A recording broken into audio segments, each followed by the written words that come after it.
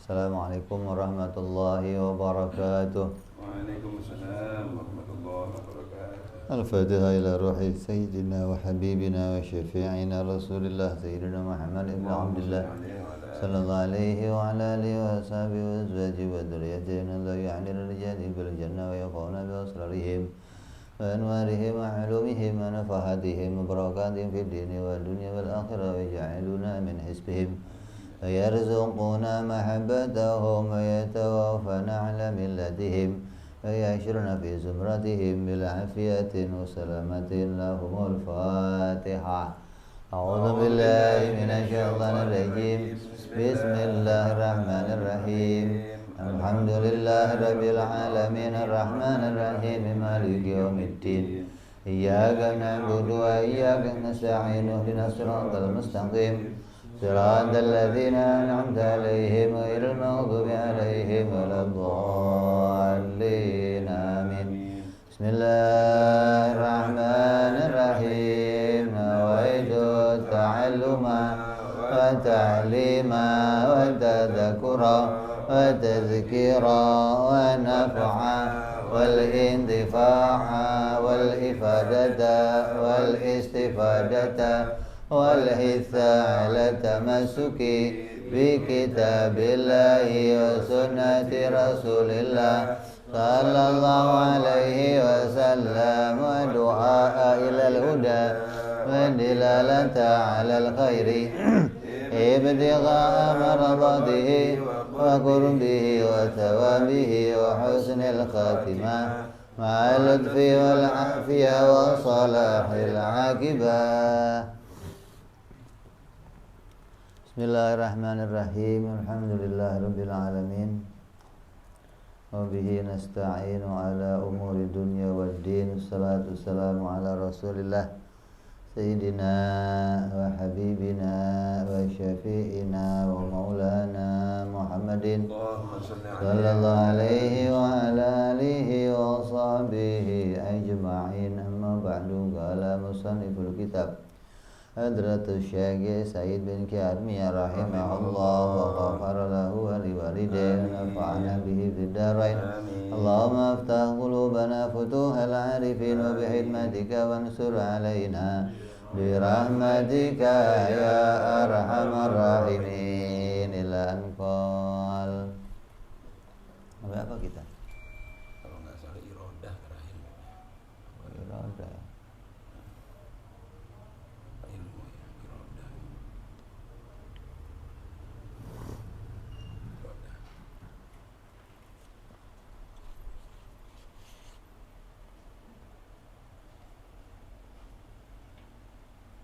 Ini sifat yang ke-9 nih. 9 ya.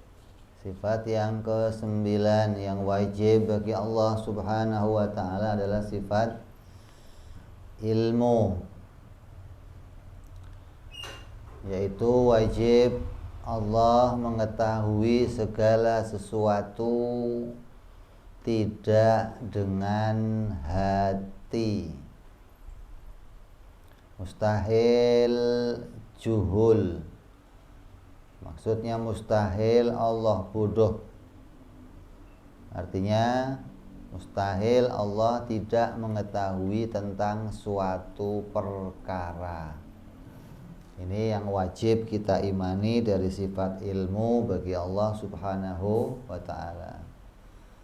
Ilmu yang ada pada Allah itu ilmu yang sempurna.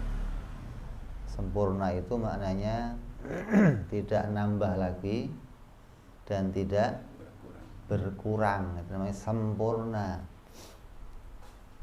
Maka Allah mengetahui tentang segala sesuatu.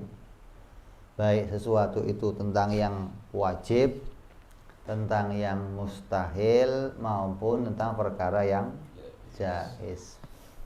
Yang wajib, apa yang diketahui Allah? Allah mengetahui tentang keadaan dirinya sendiri.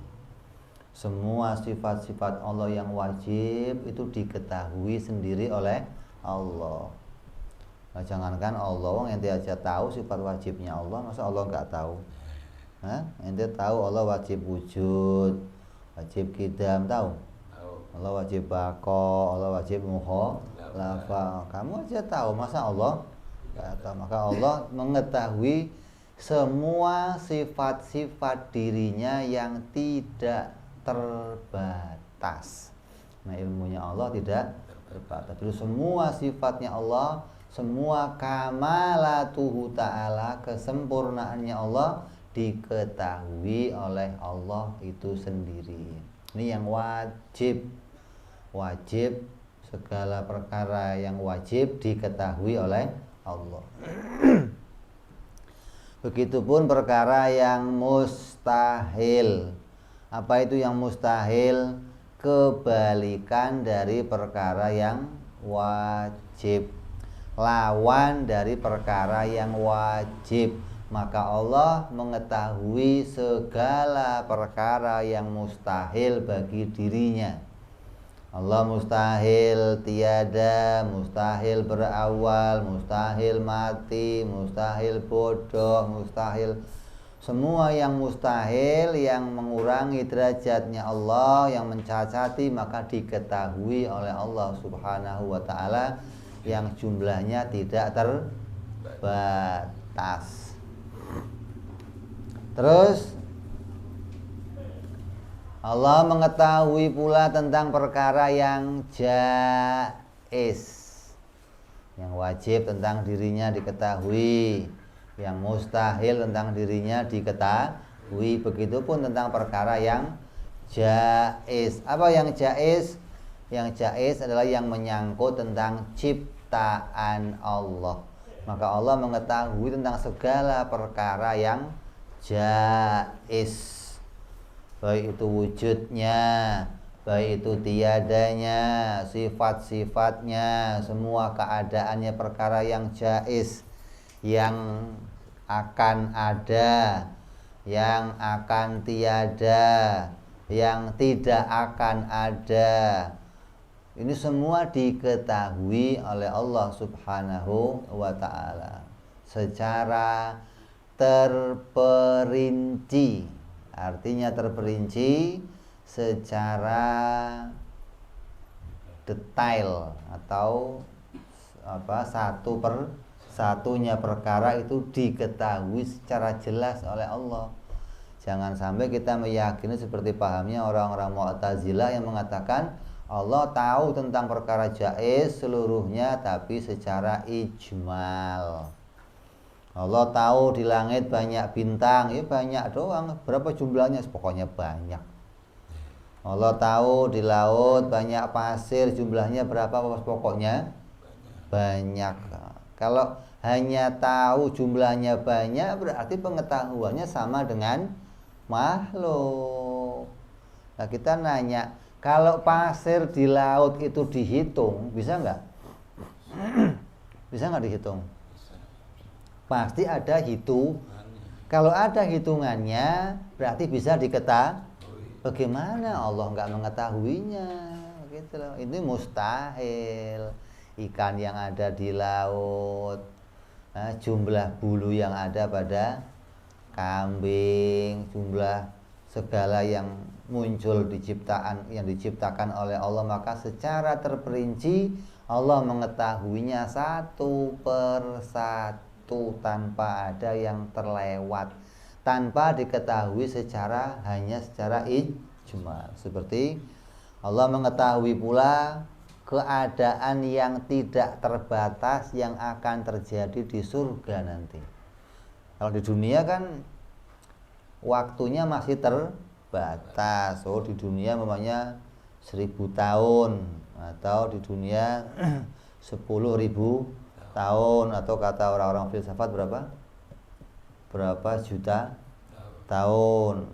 Ini kalau masih terbatas pantas diketahui, kata orang Mu'tazilah. Tapi kalau yang kayak di surga nggak terbatas, gimana cara taunya? Wong nggak terbatas. Artinya di surga nanti orang disiapkan oleh Allah makanan, minuman dan segalanya. Terus hari ini kamu akan makan apa, besok makan apa, sampai yang selama-lamanya. Masa Allah tahu? Masa Allah tahu? Ilmu dipikir pakai disamakan sama dirinya. Ya kalau ente kan, makanya dikatakan di sini Allah tahu tidak dengan hati. Kenapa? Hati itu bagaikan memori. Kalau memori pasti terbatas. Ada yang 2 giga, ada yang 4 giga, itu mau gede, kadang ada 10 mega memorinya. Bayi itu hanya tahu 1 hari, besok lupa. Hanya tahunya sehari doang ilmunya. Besok cari tahu lagi dia. Besok cari tahu lagi dia. Nanti tambah hari meningkat, tambah lama begitu sampai nanti diberikan ingatan yang sempurna, dia bisa jauh mengingatnya. Kalau bayi itu mengingat semuanya, sampai sekarang ente ingat mestinya dong. Hari kedua makan apa? Minum orson. Umur setahun aja lah, kan dia sudah bisa kenal emaknya kan, Iya. nah bapaknya. Tapi kenapa nggak sampai sekarang ingatannya gitu loh? Waktu setahun dulu gua ngapain aja ya, ente ingat? Kenapa? Karena ilmunya kita tersimpan dalam memori dan Allah yang mengatur apa yang akan tersimpan di memori tersebut. Kalau memorinya Nabi ya nggak ada cuilnya, nggak ada errornya, nggak ada. Artinya sejak masa bayinya lahir Nabi mengingat seluruhnya sampai Nabi dewasa. Buktinya apa? Ketika Nabi ditanya waktu kecil ngapain aja, Rasul tahu waktu kecil saya begini, bayinya begini, umur setahun. Ini kan menunjukkan pengetahuannya nggak hilang maksudnya. Tapi tetap walaupun pengetahuan Nabi, pengetahuannya terbatas. Jangan ngomong Nabi mau tahu segalanya, nggak ada. Yang tahu segalanya hanya Allah, begitu loh. Jangan sampai kita seperti orang Nasrani melebih-lebihkan keadaan nabinya hingga menduduki derajat ketuhanan, nggak begitu. Allah berikan Nabi pengetahuan yang luas, tapi seluas-luasnya pengetahuan Nabi tetap tersimpan dalam hatinya, dalam memorinya. Nah, Allah mengetahui tidak demikian, menunjukkan apa? Pengetahuannya Allah tidak didahului, tidak tahu. Kalau pengetahuannya pakai hati, diawali enggak? Kan memori kosong dulu kan. Ya. Kecuali bawaan pabrik maksudnya. Ada FB. Itu memori bawaan pabrik namanya. Kalau pengetahuan yang baru, memorinya akan kosong kemudian diisi.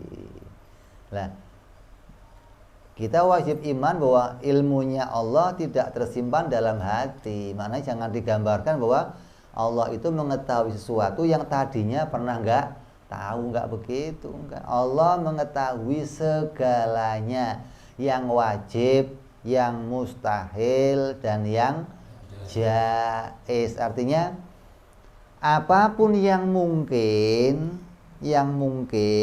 terjadi itu bisa diketahui oleh Allah. Allah tahu apa mungkin itu bisa jadi apa saja, itu diketahui oleh Allah. Dan pengetahuannya tidak didahului dengan kesamaran, enggak didahului dengan sabaqil khofa.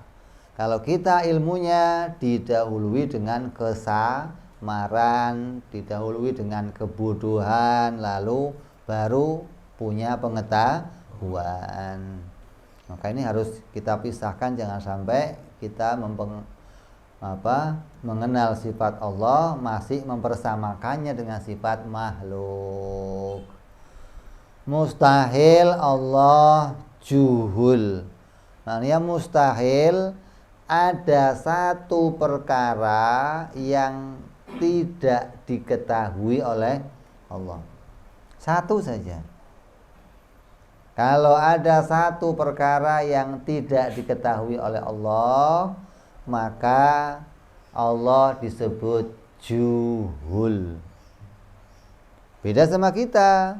Kalau kita satu perkara kamu ketahui, pinter. memori kamu terisi satu file disebut pinter. Kamu tahu satu ilmu, maka akan disebut orang pinter. Di sekolahan sekian pelajaran, kamu sudah tahu satu ilmu, nah ini sudah pinter.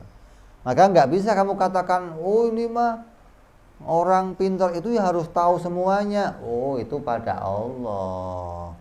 Kalau pada kita, satu pengetahuan kamu ketahui walaupun yang lain nggak tahu, pinter.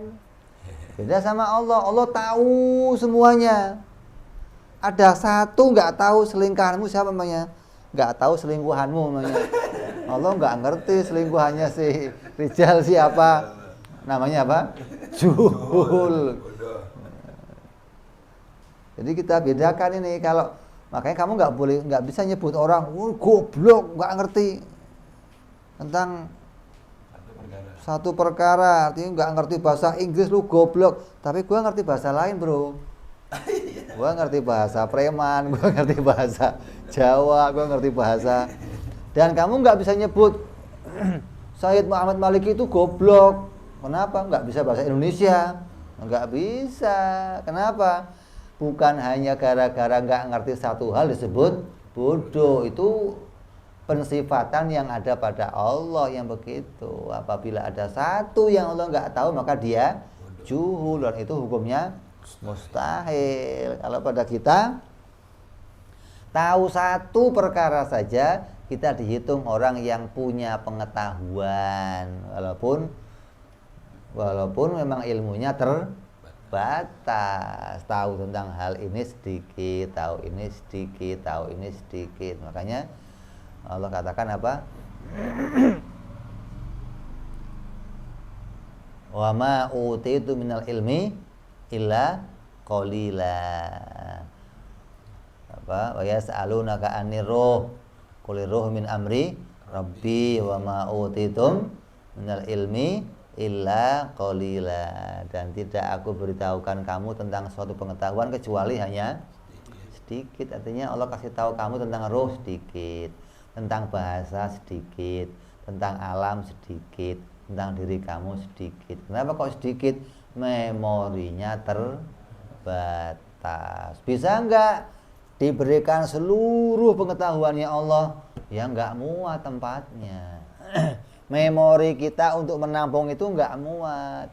Lah Allah, pengetahuan yang enggak terbatas itu enggak tertampung dalam sebuah memori. Hingga Allah mengetahui tanpa ada batasnya. Beda dengan kita. Kita tahu dengan sebuah batasan. Kenapa? Karena ilmunya kita dibatasi oleh hati, dibatasi oleh sumber yang Allah letakkan di situ pengetahuan. Makanya kalau kamu melihat pakai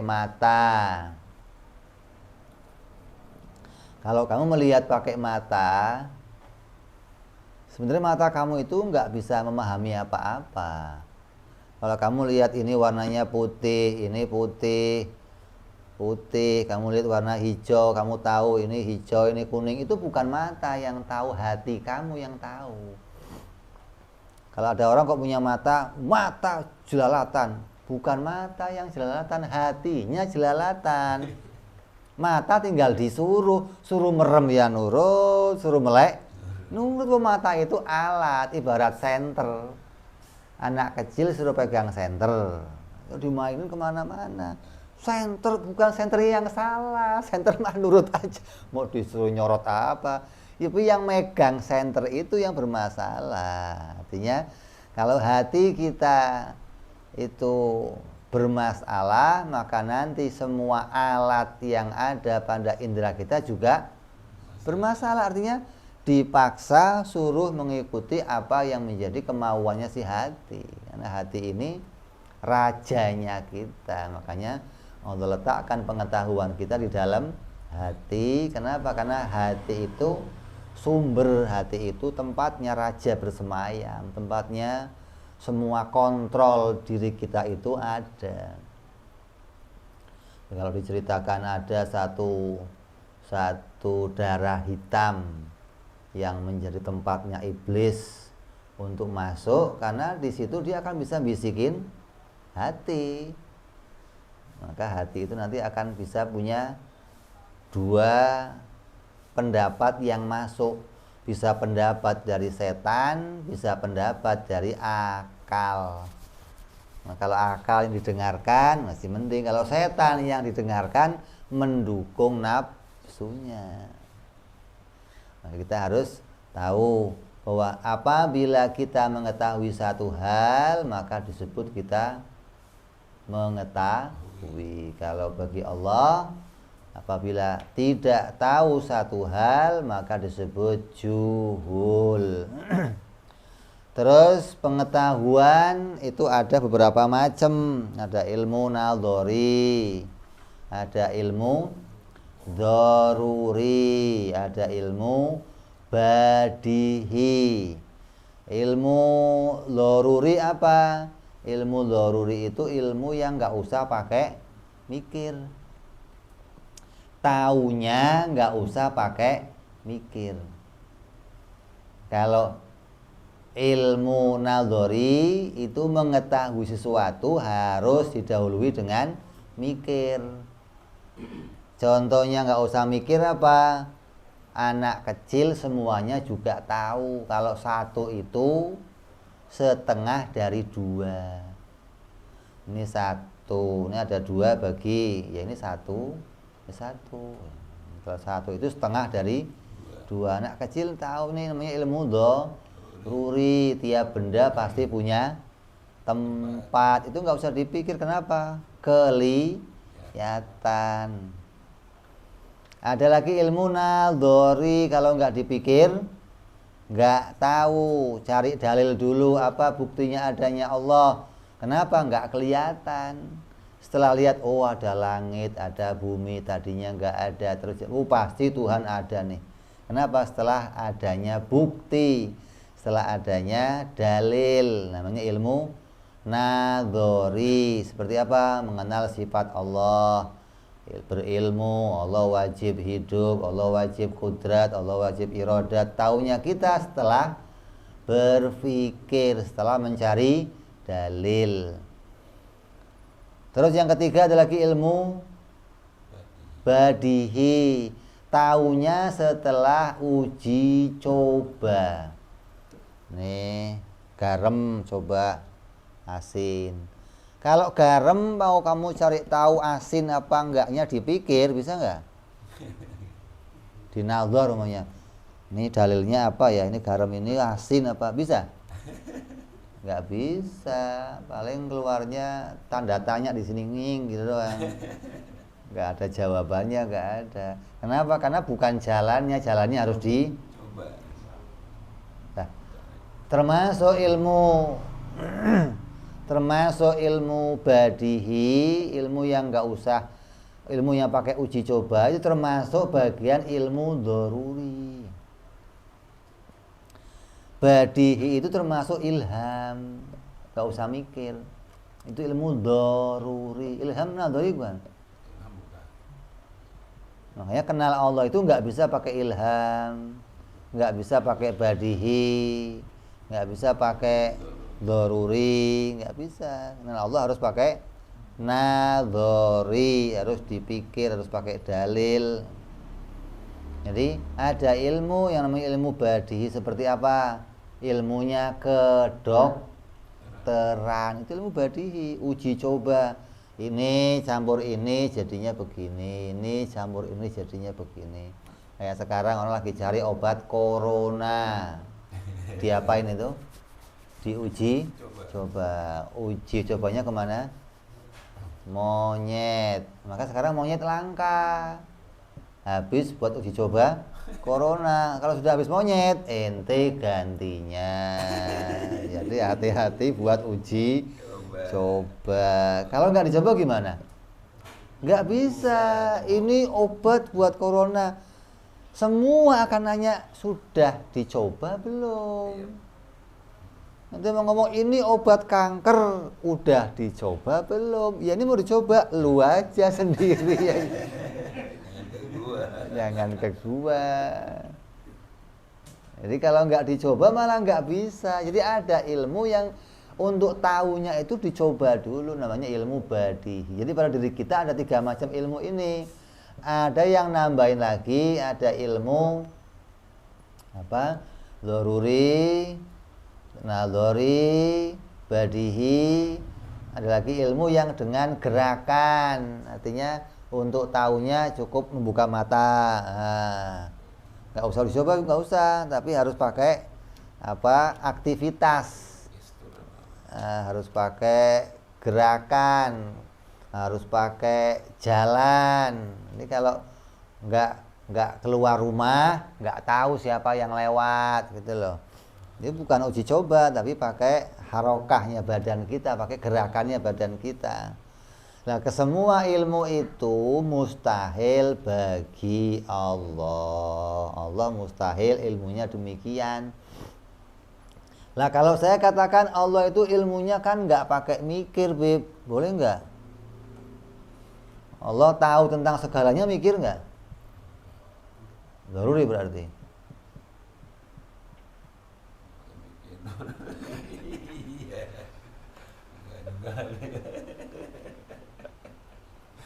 Mau ngomong zaruri ya, ntar kayak ilmu saya. Boleh kamu katakan Allah itu ilmunya dzaruri, nggak pakai mikir, boleh, asal harus dipahami tidak didahului nggak tahu, itu dulu. Kalau dzarurinya didahului nggak tahu, itu ilmunya kita. Tapi kalau Allah itu tahu ini semua nggak pakai mikir, emang Allah nggak pakai mikir, tahunya kan pakai mikir. Nggak pakai mikir lah, disebut apa ilmunya Allah? Hah? Ada kiai dulu nerangin, ada yang disebut ilmu namanya ilmu huduri. Ilmu huduri itu apa yang dimaui muncul di ilmunya. Artinya apa yang dimaui langsung diketahui. Kalau kita kan enggak. Saya pengen motor. Ya saya enggak tahu motor kayak apa. Saya cari tahu dulu yang namanya motor. Itu ilmunya namanya, kalaupun harus pakai dalil namanya nadzori. Kalau mau pakai uji coba namanya badihi. Artinya apa yang kamu inginkan itu enggak selalu kamu dapati pengetahuannya, kamu harus cari dulu. Itu namanya ilmu yang ada pada kita. Yang ada pada Allah enggak demikian.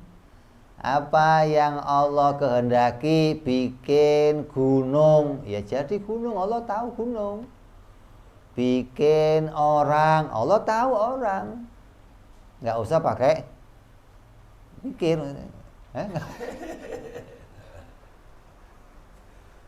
Jadi kalau kita mau katakan yang demikian boleh, asal harus kamu hilangkan dulu sesuatu itu diketahuinya oleh Allah, didahului dengan samar. Ini harus kita hilangkan. Enggak ada, Allah tahunya enggak didahului dengan kesamaran. Maka menciptakan alam semesta ini, mengetahui tentang bagaimana menciptakan alam semesta, mengurus alam semesta ini enggak didahului, tidak tahu oleh Allah. Allah mengetahui tentang apa yang akan diciptakannya, apa yang terjadi, bagaimana mengurusnya, bagaimana akan meniadakan. Ini semua lengkap diketahui oleh Allah tanpa adanya samar. Mustahil Allah Subhanahu wa ta'ala bodoh. Artinya mustahil Allah tidak mengetahui tentang sesuatu. Artinya mustahil ilmunya itu tidak menyeluruh. Mustahil ilmunya enggak pada apa? Enggak pada keseluruhannya, wajib, mustahil dan jaiz. Jadi seluruh yang Allah ketahui itu tidak ada satupun yang samar, tidak ada satupun yang bisa hilang, nggak ada satupun yang terselip, nggak ada. Allah pengetahuannya jelas. Makanya ilmu itu nanti hanya punya satu macam ta'alluq, yaitu tanzizil qadim. Maknanya Allah nyata mengetahui tentang segala sesuatu. Ini wajibnya kita memahami Allah bersifat ilmu, mustahil juhul. Maknanya mustahil ilmunya Allah itu dari doruri, ilmunya Allah dari nadhari, ilmunya Allah dari badihi. Ini mustahil. Kalau begitu ilmunya Allah begitu, namanya juhul. Kalau Allah punya ilmu, tapi ilmunya dengan sebagaimana ilmu yang kita peroleh, disebut namanya juhul, karena didahului dengan tidak tahu. Sedangkan Allah ilmunya qadim, tidak mengalami perubahan. Kalau ilmunya kok nambah, maka Allah disebut juhul. Maka ilmunya Allah itu esa.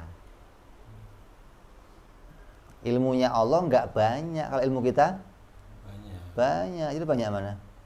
Banyak kita. Kamu tahu ilmu ini, tahu ilmu ini, tahu Allah esa. Satu doang tahunya. Apa? Semuanya. Kalau ente kan enggak tahunya banyak tapi ceplok-ceplok maksudnya. Ini dikit, ini dikit, ini dikit. Kan Allah katakan, ya. Dan aku berikan kepada kamu ilmu hanya sedikit. Artinya, kenapa? Karena kamu harus ditampung pakai memori, nggak bisa menyeluruh, nggak bisa. Lah walaupun ditampung memori, orang dokter ngomong ini ya, otak ya. Otak itu ada apa? Sel-sel atau ada yang bisa menampung file, bisa menampung kode, bisa menampung satu file, satu kode, satu ruang di otak kita. Itu diteliti penelitian terakhir bisa untuk memahami seluruh isinya dunia. Seluruh nama orang di dunia bisa ditampung di satu sel memori kita. Sedangkan sel memori kita jumlahnya banyak. Lah kok masih goblok aja Bib saya Bib? Karena hidup kamu kurang lama. Kalau hidupnya lama, proses penyimpanannya ini nanti bisa masuk. Pakai semua ya. Pakai. Karena hidupnya nggak lama, proses daya transfernya juga lemot. Makanya jangan pakai Bluetooth, ini pakai infrared, tambah lama lagi dong. Bluetooth aja masih lama, infrared kapan kelarnya lu? HP-nya Fir'aun. Nah, kalau pakainya share it dong. Beres. Langsung sekian giga bisa sekian menit gitu kan. Nanti kalau memorinya komputer saja bisa menampung seluruh nama orang Indonesia, KTP kan ya, disimpan satu file bisa tersimpan. Memori kita lebih canggih. Memori kita yang disiapkan oleh Allah lebih canggih. Hanya saja nggak terisi seluruhnya. Yang terisi hanya sebagian yang Allah kehendaki diisi, cuma urusannya tempe aja nih. Ini urusannya urusan ayam geprek. Nih, memorinya itu dibagi-bagi oleh yang lain. Jadi kalau kita melihat keadaannya seluruh manusia, maka kita ya harus bersyukur sama Allah. Allah menjadikan ilmu itu terbagi untuk rata. Ada yang tahu ilmu ini, ada yang tahu ilmu ini. Kita jangan iri. Jangan kenapa kok dia tahu saya nggak tahu. Mestinya saling mensyukuri. Oh saya nggak tahu tapi ada yang tahu. Hingga Kalau kita bisa hidup bersama, ya sebenarnya sama saja. Mau diketahui oleh banyak orang atau satu orang, yang penting dipakai untuk kepentingan bersama, ya beres hasilnya. Tapi kadang kan nggak begitu. Ilmu kita pakai sendiri. Lu gua aja carinya lama, lu cari sendiri dong. Ini yang berat begitu. Begitu punya hasil sesuatu, bikin hak paten. Nggak bisa ditiru. Pokoknya yang mau niru, selim. Ini ada yang begitu, memanfaatkan segalanya untuk kepentingan dirinya sendiri. Boleh nggak Beb orang mencari keuntungan dari ilmunya? Ya boleh saja, nggak ada masalah. Tapi nanti ketika itu mau dipakai keuntungannya, keuntungan akhirat, nanti di akhirat nggak dapat apa-apa. Kenapa? Keuntungan ilmunya sudah diambil di dunia. Artinya dengan ilmu ini saya mau mendapat keuntungan harta, keuntungan yang macam-macam. Itu ilmu yang ada pada kita. Jadi ilmunya Allah itu ilmu yang esa, artinya segala sesuatu diketahui oleh Allah. Makanya jangan sampai kita katakan sebagaimana yang dikatakan oleh beberapa penulis syair, penulis sholawat, yang mengatakan apa? Ada fi ilmillah, bilangan ilmunya Allah. Ilmunya Allah enggak berbilang. Yang berbilang apa? Yang berbilang yang diketahui oleh Allah. Artinya yang diketahui oleh Allah itu ada bilangannya. Kayak apa? Jumlah rambut saya ada bilangannya. Jumlahnya bintang ada bilangannya. Jumlahnya pasir ada bilangannya. Berarti bilangan itu diketahui oleh Allah. Tapi ilmunya Allah esa, nggak ada bilangannya, nggak ada. Kalau ilmu kita ada bilangannya. Hari ini belajar ilmu matematika, besok nambah lagi ilmu yang lain, lusa nambah lagi ilmu yang lain. Maka dalam pelajaran sekolah ada sekian mata sekian ilmu pengetahuan. Itu namanya ilmu kita terbagi-bagi dari beberapa macam ilmu. Ilmunya Allah enggak terbagi-bagi begitu. Ilmunya Allah esa, seluruhnya diketahui. Yang wajib Allah tahu, yang mustahil Allah tahu, yang jaiz Allah juga mengetahuinya. Ini batasan, inilah yang kita harus tahu tentang sifat ilmu bagi Allah Subhanahu wa ta'ala. Jangan sampai nanti ada ada anggapan, ada pemahaman seperti orang-orang Mu'tazilah. Ini konsekuensi nih. Kalau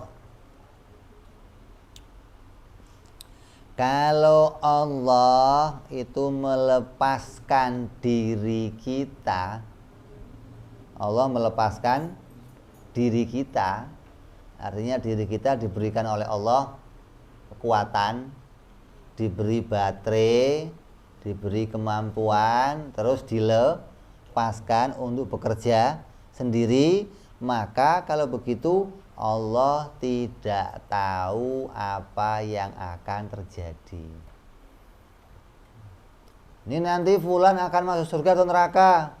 Ya nggak tahu, mau belum terjadi. Kenapa? Karena Allah melepaskannya.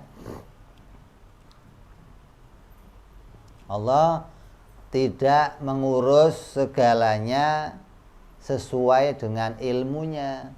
Tapi seseorang itu dilepaskan oleh Allah, maka dia bebas melakukan sesuatu. Kalau anggapannya seperti ini, maka bisa jadi dua perkara. Kehendaknya Allah bisa tidak terlaksana, atau pengetahuannya Allah ada yang berkurang. Artinya ada sesuatu yang tidak Allah ketahui. Nah, kalau semuanya nanti sudah beramal soleh, sudah ngelakuin maksiat, nanti di akhirat buku catatannya dilihat, maka Allah akan jadi juri menentukan, oh kamu masuk surga, kamu masuk neraka. Taunya kapan? Setelah selesai. Kan repot, kayak wasit lah. Wasit taunya mana yang menang yang kalah kapan? Kalau belum selesai, belum tahu wasit. Maka tidak boleh kita mengimani ilmunya Allah demikian. Allah itu belum tahu mana hamba yang akan masuk surga, mana yang mau masuk neraka. Wah, Allah ya tahu dong. Tahunya dari mana? Ya Allah tahu aja loh, kira dukun tahu aja. Kadang kita salah memahami, maka ketika salah memahami sifat Allah ini akan jadi bisa berbahaya pada kerusakan iman kita, bisa fasik diri kita karena salah mengimani Allah Subhanahu wa ta'ala. Makanya dalam mengetahui ini, Allah tahu enggak siapa yang akan masuk surga, masuk neraka? Tahu. Kenapa kok tahu? Karena Allah yang menjalankan mereka. Karena Allah yang menggerakkan mereka. Karena Allah yang menentukan keadaan mereka. Maka Allah tahu, oh fulan akan di surga, fulan akan di neraka. Kalau dilepaskan oleh Allah, ya otomatis Allah enggak tahu. Ini konsekuensi dari pengetahuan ini, konsekuensi dari berakidah. Ketika kita berakidah dengan benar, maka nanti akan lurus pemahaman kita pada setiap sifatnya. Kalau sudah salah i'tiqadnya, nanti akan salah dalam mengimani Allah Subhanahu wa ta'ala. Dampaknya apa? Bisa jadi kita minal fasikin, dari orang-orang fasik, artinya orang yang berbuat dosa secara terus menerus karena salahnya, karena nggak mau berubah, karena nggak mau berusaha untuk berganti keadaan, maka disebut orang yang fasik, terus menerus melakukan satu dosa yang sama. Ini batasan kita wajib mengetahui sifat ilmu bagi Allah, dan wajib mengetahui kalau Allah mustahil bodoh, mustahil Allah tidak mengetahui tentang suatu perkara. Terus yang ke-10 sifat hayat. Wajib Allah hidup. Dan yang wajib kita imani, hidupnya Allah tidak dengan ruh, tidak dengan nyawa. Hidupnya Allah tidak disambung dengan sesuatu. Hidupnya Allah tidak tergantung dengan sesuatu. Hidup yang tergantung dengan sesuatu, tandanya hidupnya baru. Tandanya dia dihidupkan. Oh, ini hidupnya tergantung listrik, berarti setelah ada listrik baru hidup. Oh, hidupnya tergantung nyawa, berarti setelah ada nyawa baru hidup. Kalau nyawa diambil, mati. Kalau listriknya dicopot, mati. Ini hidup yang terkait dengan yang lain. Hidupnya pasti baru, hidupnya juga terbatas. Tidak bagi hidupnya Allah Subhanahu wa ta'ala. Hidupnya Allah wajib kita imani tidak dengan ruh. Artinya Allah hidup tidak berkaitan dengan sesuatu apapun, menandakan hidupnya Allah tidak ada permulaannya. Hidupnya Allah nggak ada awalnya, dan juga nggak akan ada akhirnya, karena hidupnya nggak berkaitan sama sesuatu. Lah kalau kamu hidupnya berkaitan sama baterai, kalau sudah 10% gimana? Sudah tulis-tulis teriak-teriak, cas. Pakai rebutan. Apa tandanya hidupnya Allah itu enggak mengalami perubahan untuk selamanya? Jangankan Allah menciptakan sesuatu yang enggak berubah. Artinya yang keadaannya itu enggak diganti dengan keadaan yang lain. Contohnya apa? Seperti Allah menciptakan matahari. Matahari sejak diciptakan sampai sekarang sinarnya nggak pernah kurang. Levelnya jadi 90%, 80% turun, terus dicas lagi, pernah begitu? Perlu begitu? Tandanya apa? Allah nggak berubah, mampu menciptakan sesuatu yang terus menerus. Allah juga mampu menciptakan surga yang terus nggak berubah. Tandanya apa?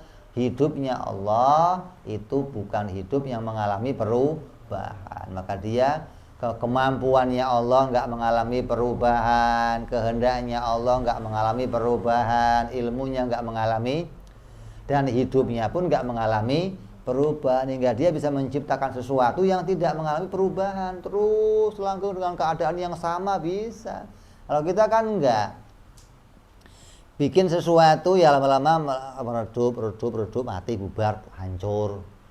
Bikin rumah, gedung, lama-lama hancur. Bikin sesuatu busuk, rusak. Kenapa?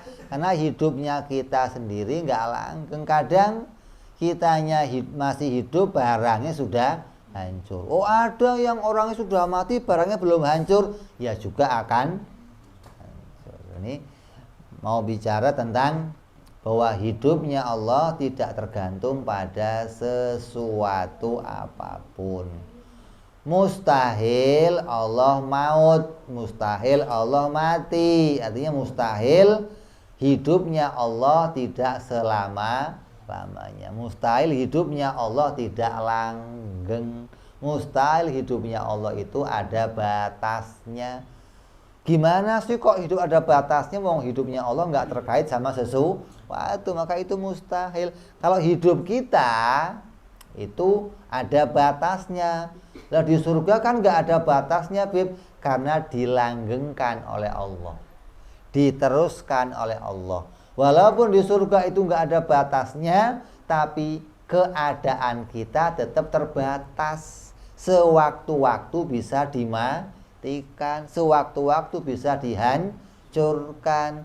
Tapi karena kehendaknya Allah meneruskan keadaan kita, mengganti kita dalam keadaan yang baru, hidup lagi, maka akan terus hidup sesuai kehendaknya Allah Subhanahu wa ta'ala. Jadi mustahil Allah maut, mustahil Allah mati. Maka hidup itu bukan dihidupkan dengan ruh. Ruh itu adalah bagian dari makhluknya Allah. Maka hidup itu atau ruh itu tidak bisa menghidupkan kita. Dan ruh itu bukan menjadi alat bagi Allah untuk menghidupkan sesuatu. Allah kalau mau hidupin itu pakai ruh, sampai ruhnya baru hidup. Enggak. Banyak yang Allah hidupkan enggak pakai ruh. Allah bisa bikin sesuatu hidup walaupun nggak pakai ruh. Tandanya hidup itu sesuai dengan ketentuannya Allah. Mana yang Allah kehendaki hidup, maka akan dihidupkan. Allah nggak ada urusan sama ruh, sama apa saja, nggak ada. Artinya hidup, untuk menghidupkan sesuatu Allah nggak butuh bantuan apapun. Maka jangan dipahami bahwa Allah meniupkan ruh kepada hambanya. Artinya bagian dari dirinya Allah diberikan kepada hambanya agar hambanya hidup. Kan repot. Nah, kalau tiap hamba dapat cuilan tubuhnya Allah, nanti habis dong lama-lama. Niup lagi, kurang lagi, niup lagi, kurang lagi, lama-lama kehabisan stok hidup nanti Allah. Enggak begitu. Yang dimaksud ditiupkan ruh maknanya Allah menghidupkannya. Ruh itu bagian dari sesuatu yang diciptakan oleh Allah, bukan bagian dari dirinya Allah, bukan. Jangan dianggap dirinya Allah sebagiannya diambil diberikan kepada hambanya hingga hambanya bisa hidup. Oh, enggak begitu. Jangan dipahami seperti itu. Itu pemahamannya orang-orang yang keliru, orang-orang yang salah paham tentang pengertian ayat. Kuliru min amri rabbi wa ma utitum minal ilmi illa qalila. Ruh itu bagian dari sesuatu yang diciptakan oleh Allah. Min amri rabbi, perkara yang diciptakan oleh Allah, bukan perkara yang dari dirinya Allah, bukan. Jangan sampai salah paham ini. Jadi Allah bisa menghidupkan sesuatu walaupun nggak pakai ruh. Contohnya apa?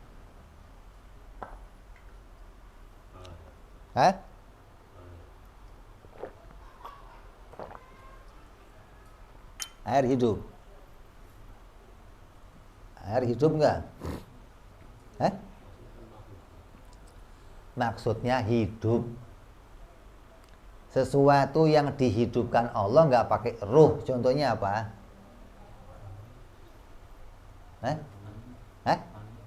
Angin hidup. Tumbuhan. Pohon-pohonan. Hidup enggak? Tanda hidupnya apa?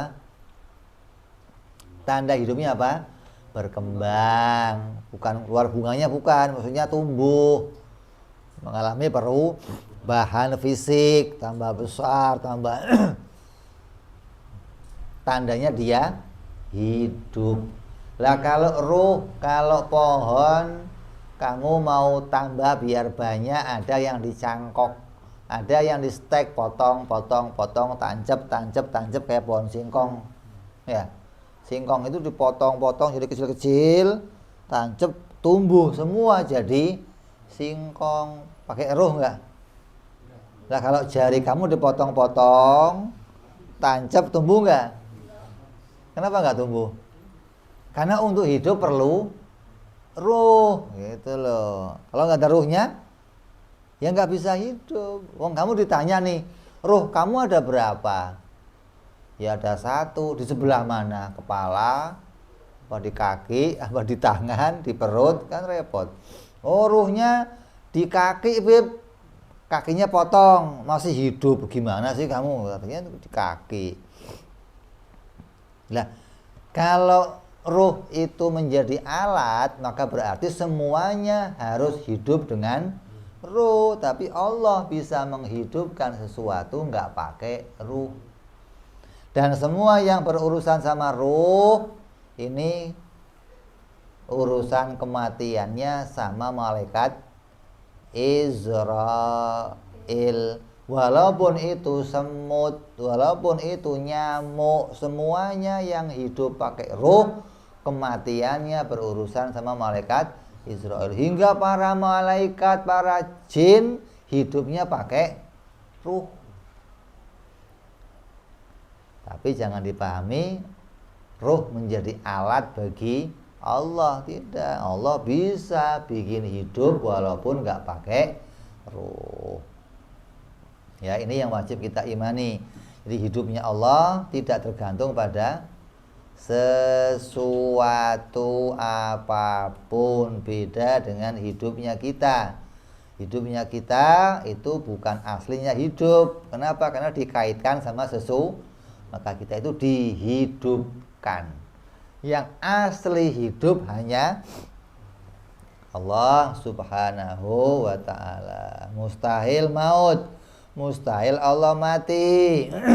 Mustahil hidupnya Allah tidak selama-lamanya. Ini sifat yang sudah terkumpul dari kemarin: qudrat, iradat, ilmu, dan hayat. Maka sifat ini dikumpulkan menjadi satu dan akan diberikan satu dalil. Kenapa kok enggak seperti yang di atas? Yang di atas sebelum bicara ini kita bicara satu sifat, satu dalil. Satu sifat, satu dalil. Kenapa ini kok 4 sifat baru satu dalil? Karena 4 sifat ini berkaitan. 4 sifat ini saling berhubungan, tidak bisa terpisahkan untuk menciptakan sesuatu. Dalam bekerja, 4 sifat ini tidak akan bisa dipisahkan. Ini gambaran yang ada pada kita. Coba, kalau ada orang yang mau kerja, maka orang yang mau kerja itu harus punya 4 ini. Dia harus hidup, harus punya kemampuan, harus punya kehendak, harus punya ilmu. Maka 4 sifat ini nggak bisa dipisahkan. Qudrat, iradat, ilmu, hayat. Hidup, ilmu, punya kemampuan, punya kemauan. Maka dikumpulkan menjadi satu dan didalili dengan satu dalil. Apa dalilnya? wujudnya alam semesta. Maka dengan wujudnya alam semesta ini yang tadinya nggak ada terus jadi ada, kita tahu bahwa pencipta yang menciptakan alam ini pasti punya sifat kudrat, iradat, ilmu, dan hayat. Insyaallah kita akan jelaskan pada perjumpaan yang akan datang lebih detailnya insyaallah. Wallahu a'lam bishawab. Wa ila hadratin nabi. Al-Fatihah. A'udzu billahi minasyaitonir rajim. Alhamdulillahi rabbil alamin arrahmanir rahim maliki yaumiddin. Iyyaka na'budu wa iyyaka nasta'in ihdinas siratal mustaqim. Shiratal ladzina an'amta 'alaihim ghairil maghdubi 'alaihim waladdallin. Amin. Ya Rabbana i'tarafna بأننا اقتربنا وأننا أسرفنا على الأضاء إشرفنا فتوب علينا توبة تغسل كل عوبة واستر لنا عوراتي وآمن رواتي واغفر لوالدينا ربي ومولودينا والآل والإخوان وسائر الإلان وكل ذي أو جيرة أو صحبة والمسلمين أجمعين آمين ربي اسمع فضلا لا باكتساب منا بالمصطفى رسولنا الله بكل سولي